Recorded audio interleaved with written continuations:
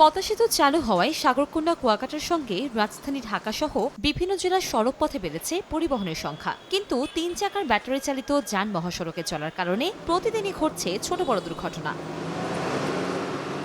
মহাসড়কে ধীরগতির যানবাহন চলাচল করায় বিড়ম্বনায় পড়তে হচ্ছে চালকদের। মহাসড়কে দুর্ঘটনা এড়াতে ৩ চাকার যান চলাচল বন্ধের দাবি জানান যাত্রীরা। তারা ডানি বাই সিগন্যালটা বোঝে না।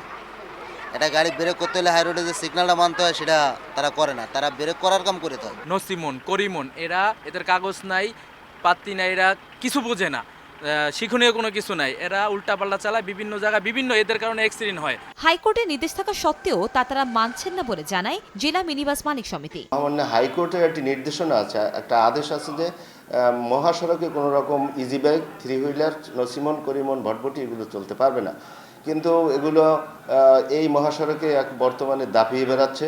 এতে আমরা বাস মালিক সমিতির মালিকরা আর্থিকভাবে ক্ষতিগ্রস্ত হচ্ছে। এদিকে এ ব্যাপারে আইনগত ব্যবস্থা নেওয়ার কথা জানায় স্থানীয় প্রশাসন। নিউ সানসিল্ক ব্ল্যাক শাইন, নজর কাড়া শাইন চুলের নাম্বার 1 চয়েস। ওরা আসলে আনানি ড্রাইভার যারা অটো চালায়, তো আমরা সামনের সময়গুলোতে আমরা আইনগত ব্যবস্থা নিচ্ছি, পাশাপাশি অ্যাওয়ারনেস প্রোগ্রামও আমার অব্যাহত আছে। আমরা চেষ্টা করছি যে সরকারি যে সর্বশেষ নির্দেশনা অনুযায়ী যাতে এই ইজি বাইকগুলোকে বাড়িত না করে কিভাবে তাদেরকে মহাসড়ক থেকে অন্তত দূরে রাখা যায়, আমরা সেটির একটি প্রক্রিয়া বের করার চেষ্টা করছি। পটুয়াখালীর অভ্যন্তরীণ রুটে ১৪১টি বাস চলাচল করে। এছাড়া ঢাকা কুয়াকাটা মহাসড়কে ২ শতাধিক বিলাসবহুল পরিবহন প্রতিদিন চলাচল করে। সময় সংবাদ, পটুয়াখালী।